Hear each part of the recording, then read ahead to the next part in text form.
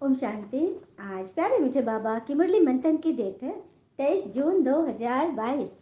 तो मीठे मीठे बाबा ने अपने बच्चों से कहा, यहाँ की करोड़ अरब तुम्हारे काम नहीं आने हैं, सब मिट्टी में मिल जाना है।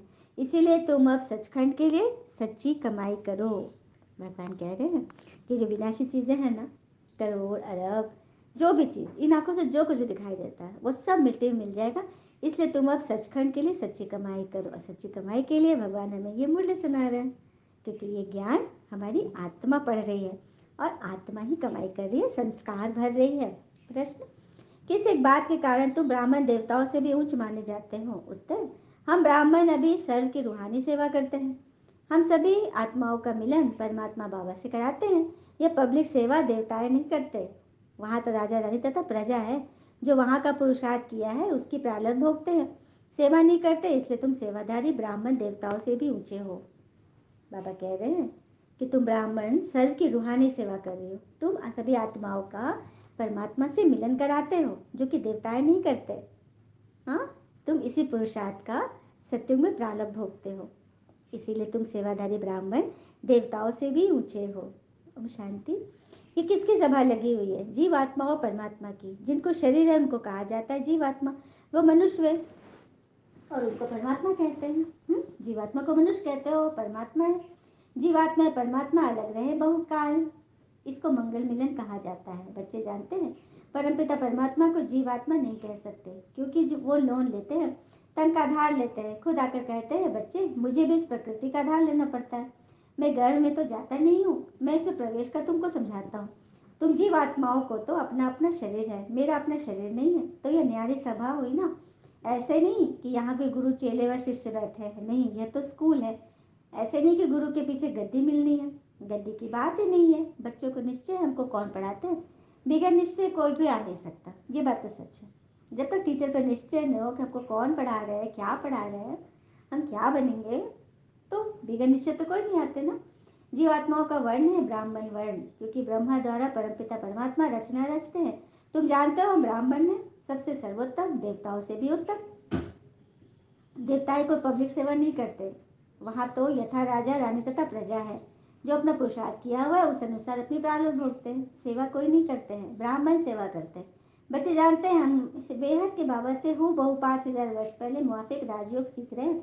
तुम बच्चे ठहरे, यहाँ चेले चाटी की बात नहीं है। बाबा घड़ी घड़ी बच्चे बच्चे कहकर समझाते हैं। तुम अभी आत्म अभिमानी बने हो। आत्मा विनाशी है, शरीर विनाशी है। शरीर को कपड़ा कहा जाता है, यह मूत पलित ही कपड़ा है, क्योंकि आत्मा आसुरी मत पर विकारों में फंस जाती है और पतित बनती है। पावन और पतित अक्षर निकलता ही है विकार से। बाबा कहते हैं अब ज्यादा पतित मत बनो, अभी सब रावण की जंजीरों में फंसे हुए हैं, क्योंकि यह है ही रावण राज। तो बाबा तुम्हें रावण राज से लिबरेट कर राम राज में ले जाते हैं। गॉड फादर इज लिबरेटेड, कहते हैं मैं सबको दुख से छुड़ाए वापस शांति धाम में ले जाता हूँ। वहां जाकर फिर नए सिर आकर बच्चों को अपना पाठ रिपीट करना है। पहले पहले पाठ रिपीट करना है देवताओं को, वही पहले थे। अब गोया ब्रह्मा द्वारा आदि सनातन देवी देवता धर्म की स्थापना होती है। कलयुग का विनाश सामने खड़ा है, बड़े अंधेरे में पड़े हैं। भल पदमपति करोड़पति हो गए हैं, रावण का बड़ा पाप है, इसमें भी ललचायमान हो गए। बाबा समझाते ये झूठी कमाई, जो सारी मिट्टी में मिल जाएगी, उन्हों को हासिल कुछ भी नहीं होना है। तुम तो भविष्य के जन्मों के लिए बाबा से वर्षा लेने आए हो। यह है सचखंड के लिए सच्ची कमाई। सबको वापस जाना ही है, सबकी वानप्रस्थ अवस्था है। बाबा कहते हैं सबका सदगति दाता सदगुरु मैं हूँ। साधुओं का पतितों का सबका उद्धार मैं करता हूँ। छोटे बच्चों को भी सिखाया जाता है कि शिव बाबा को याद करो, बाकी और सब चित्र आदि उड़ा दो, एक शिव बाबा दूसरा न कोई। तुम जानते हो हम बाबा से फिर से बेहद सुख का वर्षा लेने आए हैं।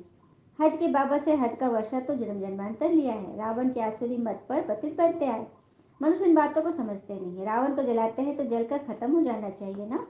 मनुष्य को जलाते हैं तो उनका नाम रूप सब खत्म हो जाता है। रावण का नाम रूप तो गुम होता ही नहीं है, ये बात भी सच है। मनुष्य को जलाते हैं तो ये जिस शरीर में वो था वो नाम रूप देश काल सब बदल जाता है ना।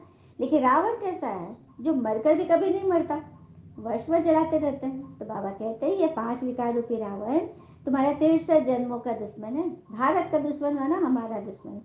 जब राम मार्ग में आए तब रावण की जेल में पड़े। बरोबर आधा कल्प से रावण राज है। रावण जलता ही नहीं, मरता ही नहीं, सच बात है। और रावण आज किस रूप में है? क्रोध के रूप में, जास्ती करके। हम्म। चलिए एक कथा सुनते हैं। एक बढ़ई शाम को अपनी दुकान बंद करके घर चला गया। जब वो चला गया तो एक जहरीला सांप दुकान के अंदर घुस गया। सांप भूखा था, इस आशा में है कि कुछ खाने को मिल जाए, इधर उधर रेंगने लगा। इसी बीच वह कुल्हाड़ी से टकरा गया और थोड़ा सा चोटिल हो गया। उसे गुस्सा आ गया और बदला लेने के लिए उसे कुल्हाड़ी कुल्हाड़ी पर बार बार डंक मारना शुरू किया। सांप का डंक उस धातु की कुल्हाड़ी पर क्या बिगाड़ लेता, उल्टा सांप के मुंह से भी खून निकलने लगा। गुस्से और अहंकार में वो पागल हो गया, उस कुल्हाड़ी को मारने लगा, अपनी पूंछ से हर तरह से उसको मार रहा था, जबकि उसको बहुत दर्द हो रहा था। फिर भी उसका गुस्सा नहीं खत्म हो रहा था। कुल्हाड़ी के चारों लिपट गया और एकदम मतलब उसको एकदम पकड़ के एकदम ऐंठने वाला था, एकदम मारने वाला था।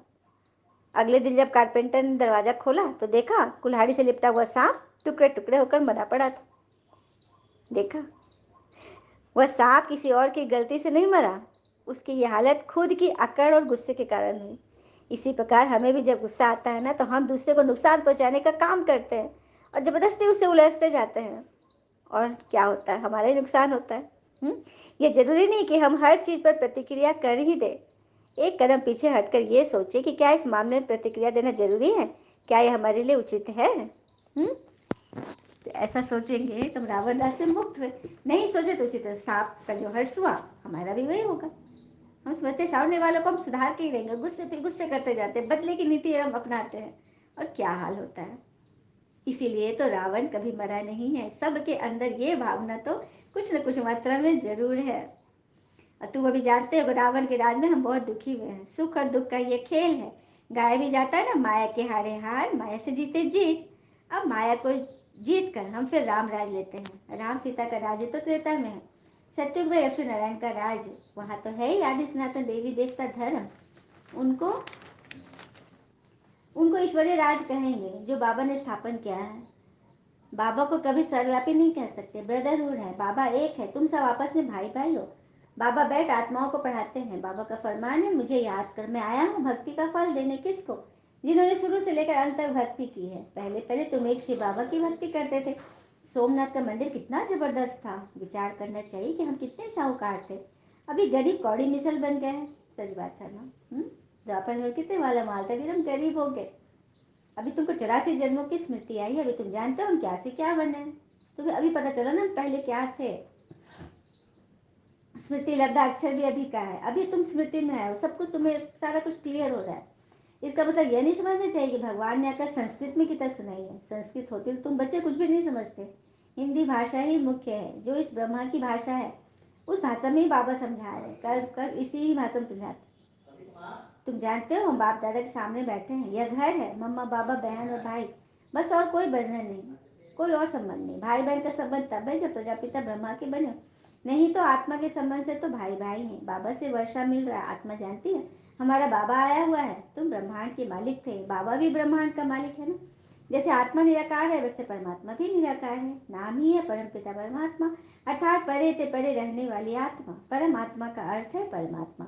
पिता से वर्षा मिलता है, यहाँ कोई साधु संत महात्मा नहीं। बच्चे हैं, बाबा से बेहद का वर्षा ले रहे और कोई वर्षा दे नहीं सके। बाबा है सत्य की स्थापना करने वाला, बाबा सदैव सुखी रहते हैं।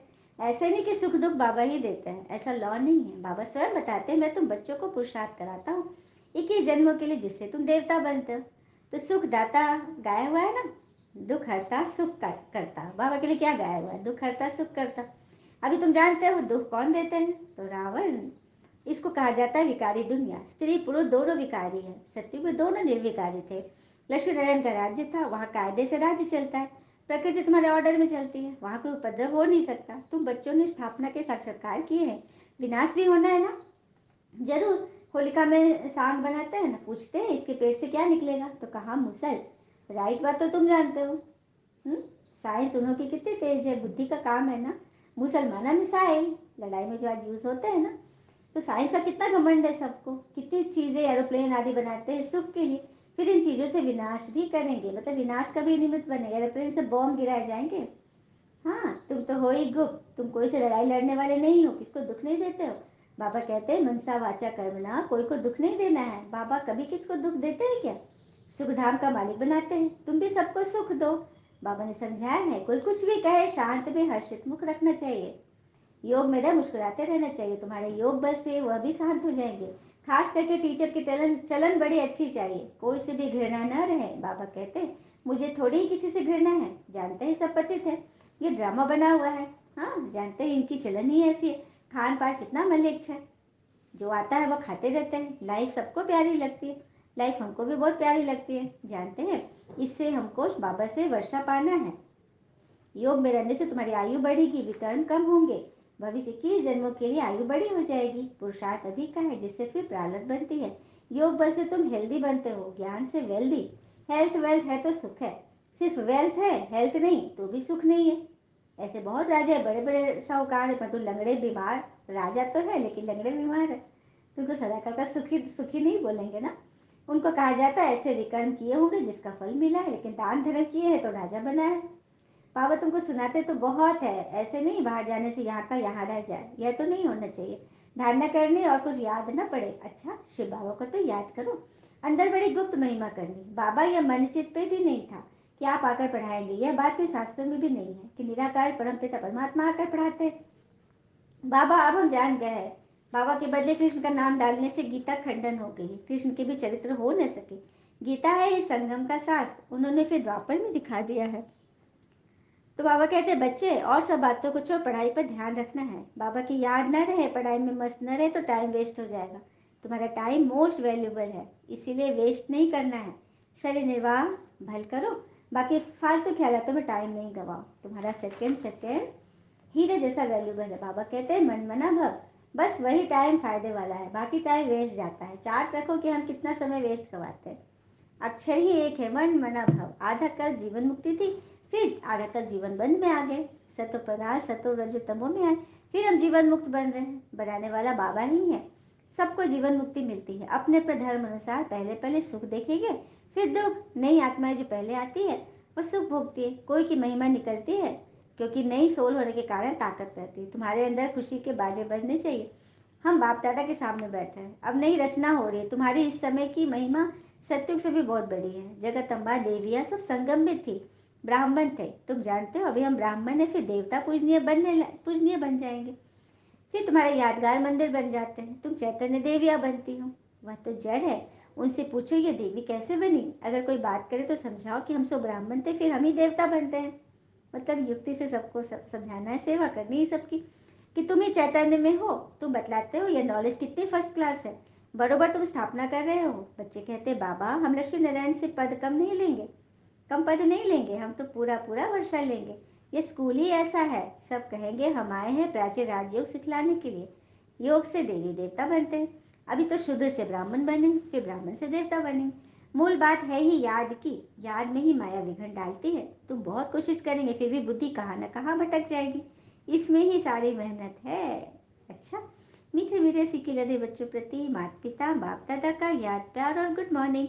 रूहानी बाबा की रूहानी बच्चों को नमस्ते। हम रूहानी बच्चों की रूहानी बाप दादा को याद प्यार गुड मॉर्निंग, नमस्ते नमस्ते नमस्ते।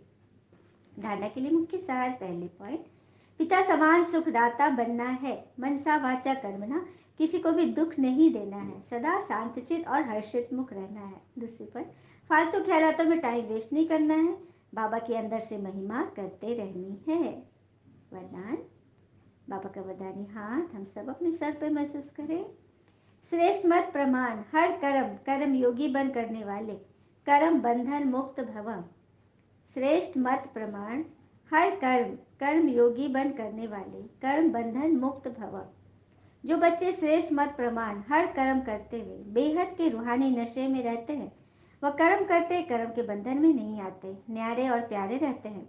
कर्म योगी बनकर कर्म करने से उनके पास दुख की लहर नहीं आ सकती, वे सदा न्यारे और प्यारे रहते हैं। कोई भी कर्म का बंधन उन्हें अपनी ओर खींच नहीं सकता, सदा मालिक होकर कर्म कराते हैं, इसलिए बंधन मुक्त स्थिति का अनुभव होता है।